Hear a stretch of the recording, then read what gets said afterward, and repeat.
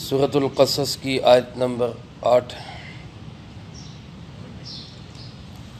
الحمدللہ وکفی وسلام علی عبادہ الذین اصطفی، خصوصاً علی سید الرسل وخاتم الانبیاء وعلی آلہ واصحابہ الاتقیاء۔ اما بعد فاعوذ باللہ من الشیطان الرجیم، بسم اللہ الرحمن الرحیم۔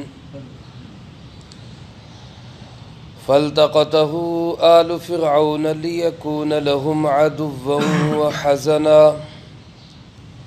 إن فرعون وهامان وجنودهما كانوا خاطئين۔ وقالت امرأة فرعون قرة عين لي ولك لا تقتلوه عسى أن ينفعنا أو نتخذه ولدا وهم لا يشعرون۔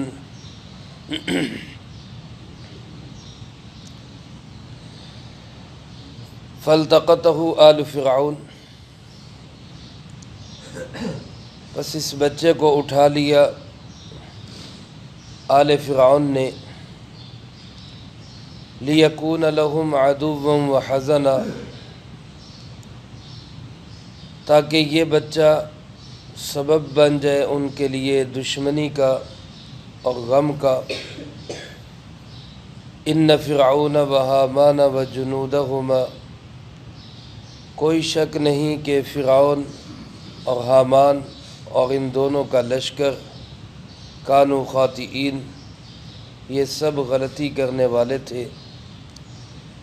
وقالت امرأۃ فرعون، اور کہنے لگی فرعون کی اہلیہ، قرۃ عین لی ولک، یہ بچہ تو میری آنکھوں کی ٹھنڈک ہے اور تیری آنکھوں کی بھی، لا تقتلوہ، اس کو قتل مت کر، عسیٰ ان ینفعنا، ہو سکتا ہے کہ یہ بچہ ہمیں نفع دے، او نتخذہ ولدا، یا ہم اس کو اپنا بیٹا بنا لیں، وہم لا یشعرون، اور ان کو انجام کا کوئی پتہ نہیں تھا۔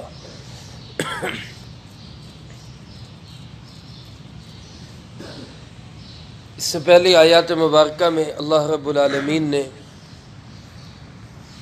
حضرت سیدنا موسیٰ علی نبینا وعلیہ الصلاۃ والسلام کے بچپن کا تذکرہ کرتے ہوئے یہ بات ارشاد فرمائی کہ اللہ پاک نے کس طرح اس ماحول میں، جبکہ ہر طرف بچوں کو قتل کرنے کے آرڈر تھے، حکم تھا، اور بچے قتل کیے جا رہے تھے اور ہزاروں کی تعداد میں بچے قتل ہوئے، اس ماحول میں کیسے اللہ پاک نے حضرت سیدنا موسیٰ علیہ الصلاۃ والسلام کی حفاظت فرمائی، کیسے ان کو پالا۔ والدہ کو حکم دیا گیا بذریعہ الہام، بذریعہ فرشتہ یا کسی بھی انداز سے، کہ وہ بچے کو دودھ پلاتی رہے، جب خطرہ محسوس کریں تو اس کو ایک تابوت میں، صندوق میں ڈال کے دریا کے حوالے کر دیں، اور پھر وہ صندوق اور دریا وہ کہاں پہنچا، یہاں قرآن کریم نے اس کا ذکر نہیں کیا، صرف اتنا بتلایا کہ فَالْتَقَطَهُ آلُ فِرْعَوْنَ، اس کو فرعون والوں نے، آل فرعون نے اس بچے کو اٹھا لیا۔ علماء نے لکھا ہے کہ یہ دریائے نیل کے اندر یہ صندوق ڈالا گیا، یا وہ بکسا یا جو بھی چیز جس میں حضرت موسیٰ علیہ السلام کی والدہ نے ان کو ڈال کر دریا کی لہروں کے سپرد کیا، تو وہ دریا میں بہتے بہتے اس سائیڈ پہ آیا جس سائیڈ پہ فرعون کا محل تھا۔ یہاں دو روایات ہیں، بعض روایات میں یہ ہے کہ دریائے نیل سے ایک نہر فرعون کے محل کے اندر جاتی تھی، اور یہ بکسا تیرتا ہوا اس نہر کے اندر آ گیا۔ اور دوسری روایات میں یہ ہے کہ دریا ہی تھا اور فرعون کے جو لوگ تھے وہ دریا کے کنارے پہ آئے ہوئے تھے اور وہاں ان کو یہ بخش محسوس ہوا۔ بہرحال اللہ پاک فرماتے التقطہ، اس کو اٹھا لیا۔ یہاں سے وہ لفظ نکلا ہے جس کو ہم لقطہ کہتے ہیں، گم شدہ چیز کا مل جانا۔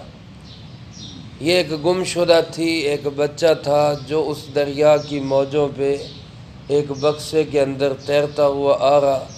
اس کو فرعون کے لوگوں نے اٹھا لیا۔ آل فرعون سے مراد کون ہے؟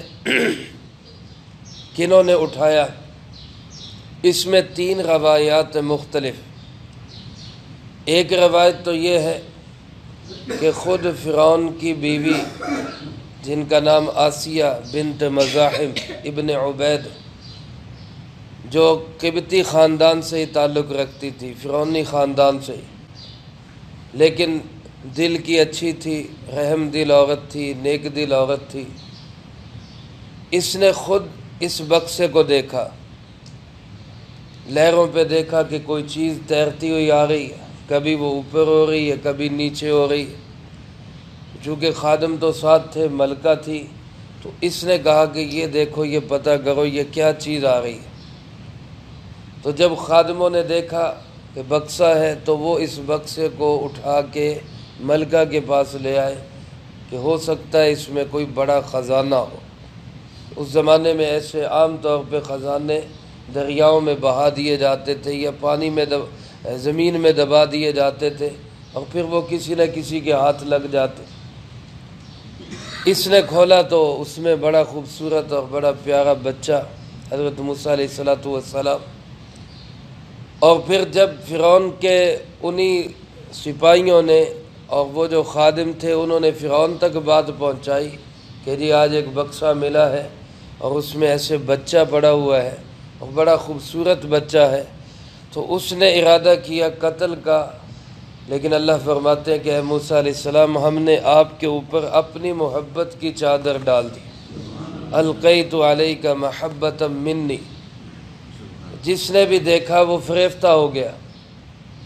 آسیہ بھی ایسا دل دے بیٹھی حضرت موسیٰ علیہ السلام کی خوبصورتی پہ اور ان کی کشش پہ، اور خاص طور پہ اللہ رب العالمین کے اس نور پہ، کہ اس نے بھی اپنے خاوند سے کہا کہ اس بچے کو نہیں مارنا، اس کو قتل نہیں کرنا۔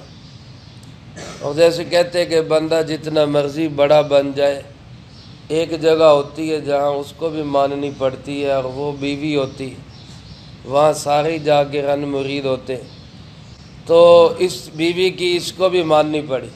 اس نے کہا نہیں مارنا، تو فرعون نے قتل سے ہاتھ کھینچ لیا کہ چلو جی نہیں مارتا۔ ایک روایت تو یہ ہے کہ خود آسیہ نے اس کو اٹھایا۔ آل فرعون سے مراد فرعون کی اہلیہ ہے، فرعون کی اہلیہ نے اٹھایا۔ دوسری روایت یہ ہے کہ فرعون کی بیٹی کو ملا ہے سب سے پہلے، فرعون کی بیٹی جس کے متعلق لکھا ہے کہ وہ برس کی مریضہ تھی، برس تھی اس کو، پھلبیری جس کو کہتے ہیں، یہ مرض تھا اس کو، اور اس مرض کے لیے کسی نے اس کو کہا کہ دریائے نیل کے کنارے پہ جا کے روزانہ غسل کیا کرو تو تمہاری یہ بیماری ٹھیک ہو جائے گی۔ وہ وہاں پہ غسل کرنے کے لیے آتی اپنی سہیلیوں کے ساتھ اور خادماؤں کے ساتھ، تو سب سے پہلے یہ بکس اس کو ملا، اور اس نے جب یہ صندوق کھولا تو لکھا ہے کہ موسیٰ علیہ السلام پہ نظر پڑتے ہی اس کی بیماری ایک دم ٹھیک ہو گئی۔ تو اس نے یہ محسوس کیا کہ یہ بچہ کوئی بڑی برکتوں والا ہے جس کی وجہ سے میری بیماری ساری ختم ہو گئی اور میں تندرست ہو گئی۔ تو وہ خادموں کے ذریعے سے اس کو لے کے آئی فرعون کے پاس کہ جی یہ بچہ اب ملا ہے اور اس کی وجہ سے میری یہ بیماری ٹھیک ہو گئی۔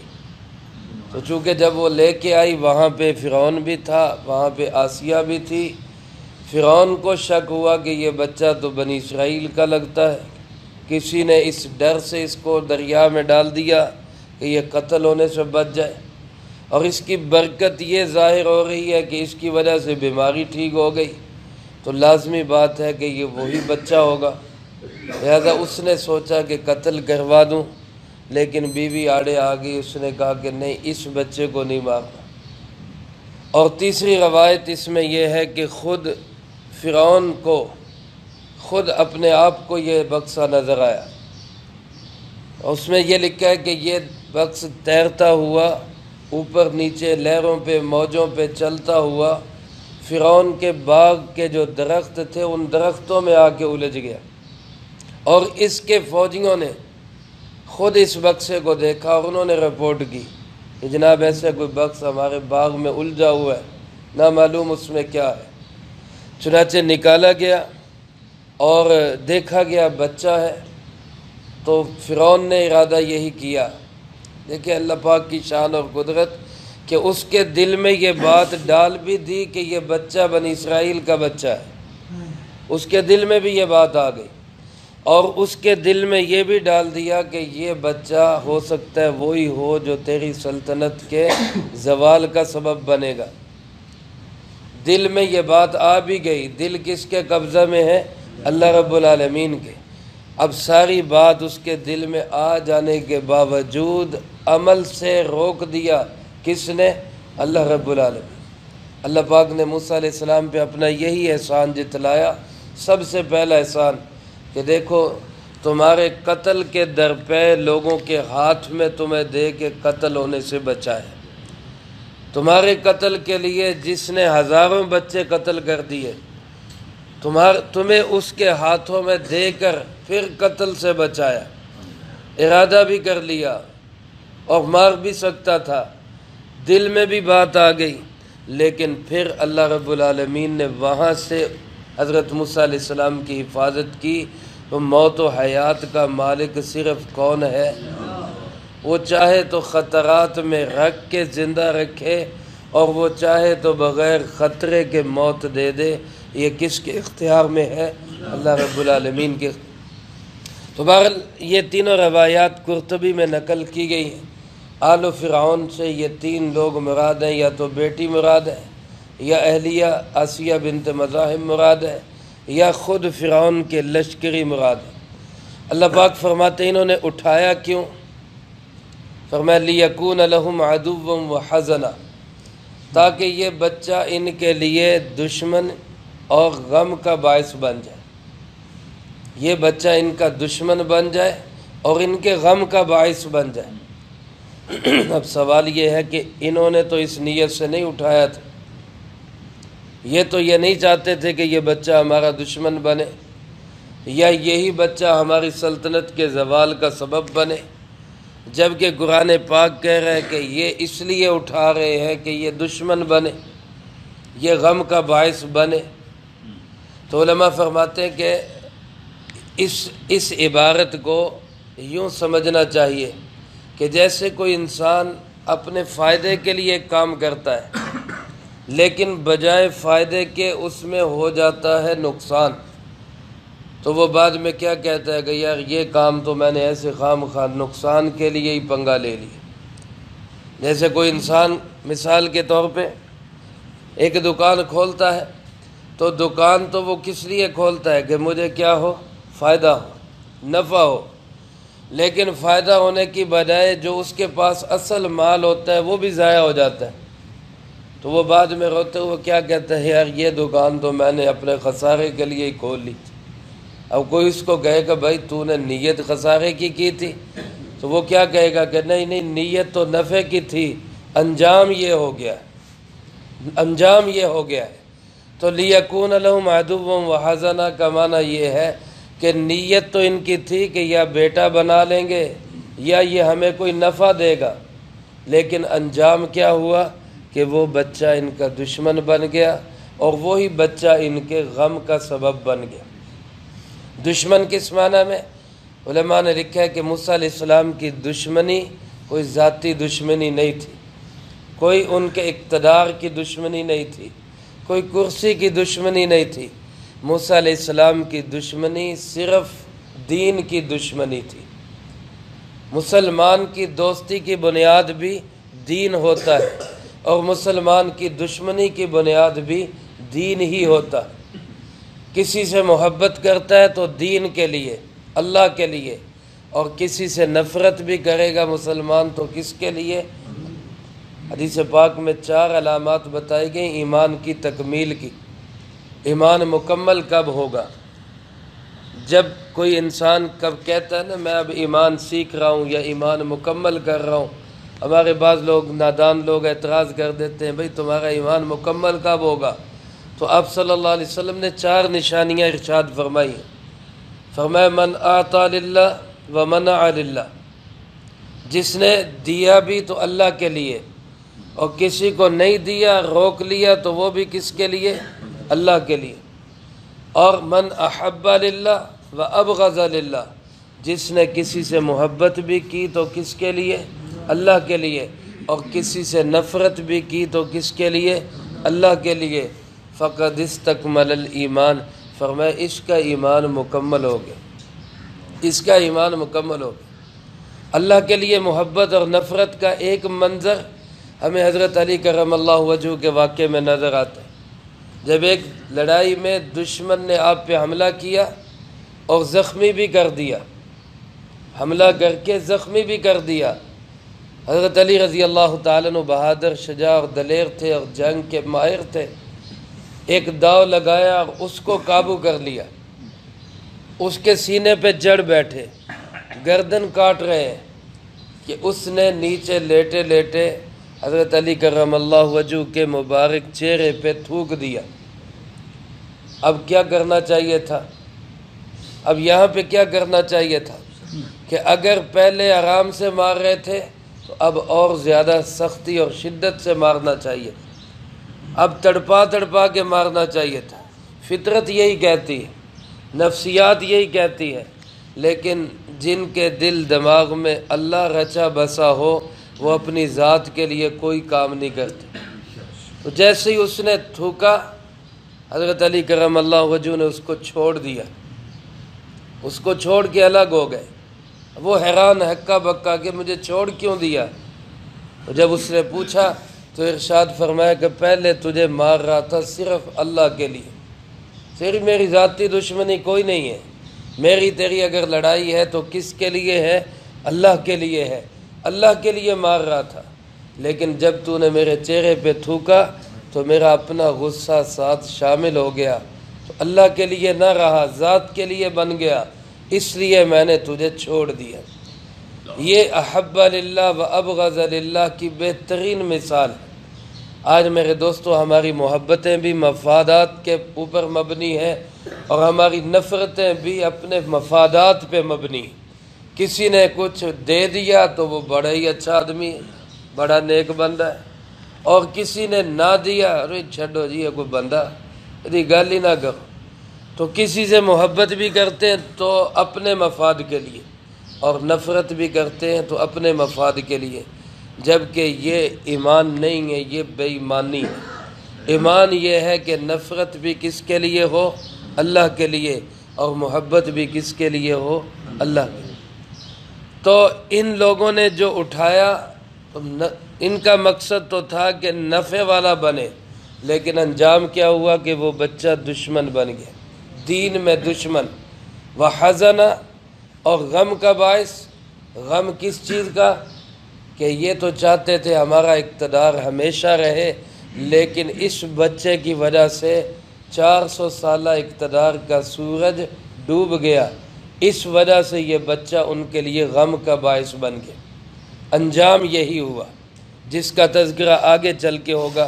بہرحال اللہ پاک فرماتے ہیں ان فرعون وحامان وجنودہما کانوا خاطئین، فرعون، حامان، ان کے لشکر جو بڑے سیانے اور سمجھدار سمجھے جاتے تھے، یہ سخت غلطی کرنے والے تھے، سخت غلطی کرنے والے۔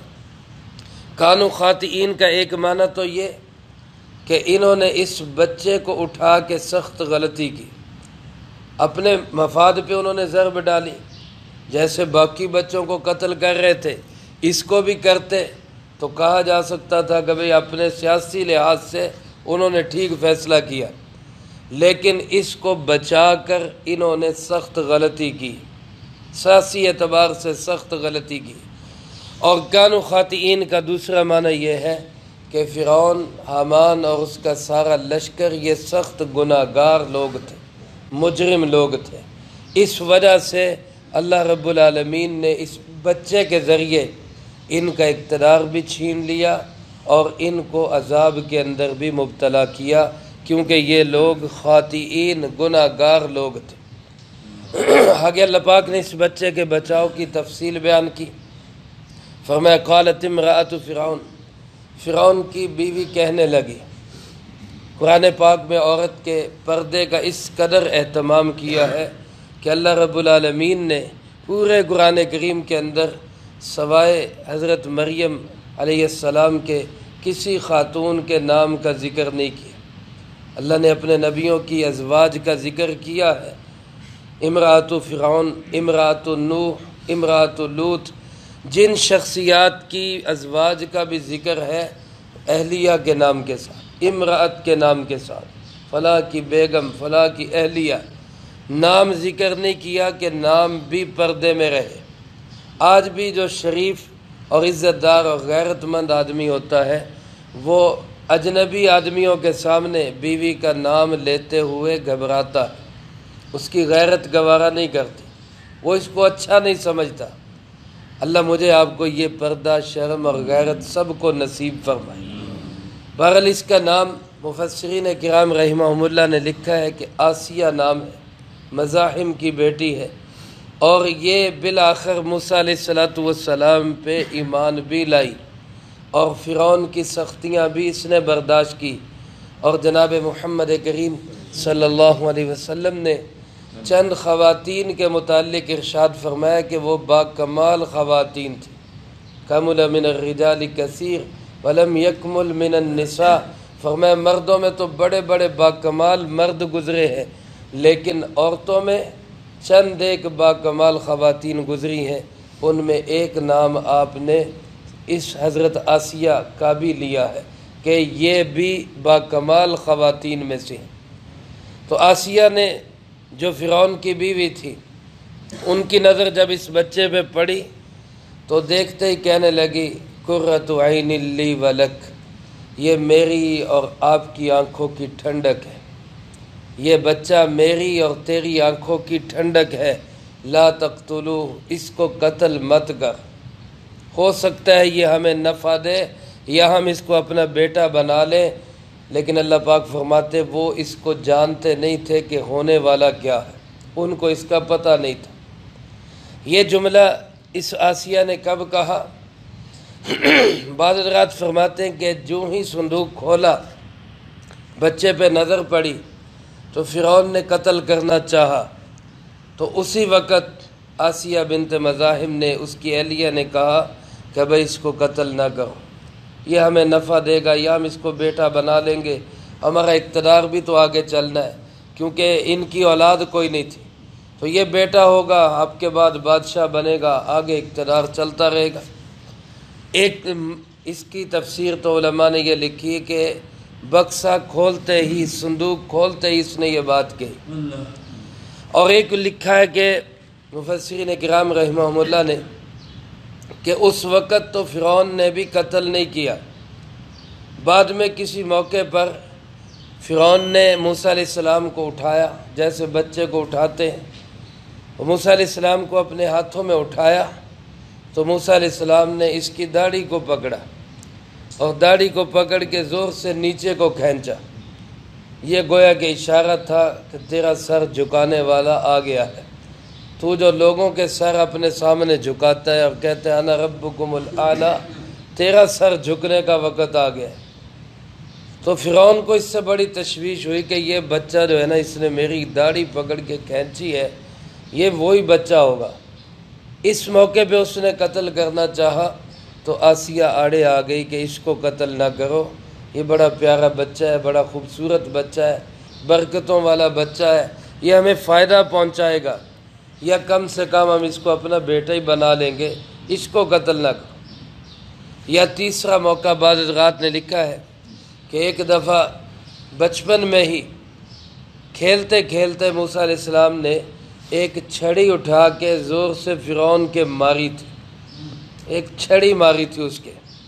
گویا یہ بھی نشانی تھی اس بات کی طرف کہ تیری سزا کا وقت شروع ہونے والا ہے، تیرا انجام شروع ہونے والا ہے. اس موقع پہ اس نے قتل کرنا چاہا تو آسیہ رکاوٹ بن گئی اور اس نے کہا کہ آپ اس بچے کو قتل نہیں کریں گے، یا تو یہ ہمیں فائدہ پہنچائے گا، اگر اس نے فائدہ نہ بھی پہنچایا تو ہم اس کو اپنا بیٹا بنا لیں گے، اپنی اولاد بنا لیں گے، اور پھر یہ ہمارے لیے ہماری سلطنت کا وارث بنے گا. اللہ پاک فرماتے وَهُمْ لَا يَشْعُرُونَ، ان کو اس کا پتہ نہیں تھا کہ آگے ہونے والا کیا. روایات میں آتا ہے کہ جب آسیہ نے یہ کہا قرۃ عین لی ولک، میری اور تیری آنکھوں کی ٹھنڈک ہے، تو فرعون نے آگے سے کیا کہا؟ فرعون نے آگے سے کہا یہ تیری آنکھوں کی ٹھنڈک ہے، میری آنکھوں کی ٹھنڈک نہیں ہے. اما لکی فنعم و اما لی فلا، تیری آنکھوں کی ٹھنڈک تو ہے، میری آنکھوں کی کوئی ٹھنڈک نہیں ہے، میری آنکھیں اس سے ٹھنڈی نہیں ہوں گی. رسول اللہ صلی اللہ علیہ وسلم نے ارشاد فرمایا اس ذات کی قسم جس کے ہاتھ میں میری جان ہے، اگر فرعون بھی یہ کہہ دیتا کہ ہاں یہ میری آنکھوں کے بھی ٹھنڈک ہے تو اللہ اس کو بھی ہدایت نصیب فرما دیتا. لیکن اس نے پہلے ہی کہہ دیا کہ میری آنکھیں اس سے کوئی نہیں ٹھریں گی، یہ میرا من ٹھار نہیں ہے، تیرا من ٹھار ہو سکتا ہے. تو اس کے لیے تو اللہ نے موسیٰ علیہ السلام کو ہدایت کا سبب بنا دیا، لیکن فرعون موسیٰ علیہ السلام کے ہاتھوں ہی وہ عذاب کا بھی شکار ہوا، ذلیل و رسوا بھی ہوا. اللہ پاک ہم سب کو اس کی سمجھ نصیب فرمائے. اللہ کے نبیوں کے پیچھے چلنے میں ہی ہماری نجات ہے. جناب محمد کریم صلی اللہ علیہ وسلم اس وقت نبی ہیں، پوری کائنات کے نبی ہیں. قیامت تک سکہ چلے گا تو جناب محمد کریم صلی اللہ علیہ وسلم کا سکہ چلے گا. اس وقت پوری امت مسلمہ کو اور تمام انسانیت کو اگر نجات مل سکتی ہے تو وہ جناب محمد کریم صلی اللہ علیہ وسلم کے پیچھے چلنے میں ملے گی، اس کے بغیر نہیں ملے گی. اللہ ہمیں اس کی سمجھ نصیب فرما دے. جیسے انہوں نے اس کو نہیں سمجھا، لا یشعرون، انہوں نے اس کو نہیں سمجھا. آج میرے محترم دوستو، اللہ معاف فرمائے، ہم بھی لا یشعرون بنے ہوئے ہیں، ہم بھی اس نقطے کو سمجھ نہیں رہے. پتہ نہیں کن کن چیزوں میں ہم اپنی نجات سمجھ رہے ہیں. اللہ کی قسم ہماری نجات صرف رسول اللہ صلی اللہ علیہ وسلم کے پیچھے پیچھے چلنے میں ہے، آپ کے کام کو اپنا کام بنانے میں ہے. اللہ ہمیں اس کی سمجھ نصیب فرمائے اور جو کہا سنا اس کو زندگی میں لا کے دوسروں تک پہنچانے کی توفیق عطا فرمائے. اللہم انت السلام و منک السلام، تبارک ربنا و تعالیت یا ذی الجلال والاکرام. اللہم اعنا علی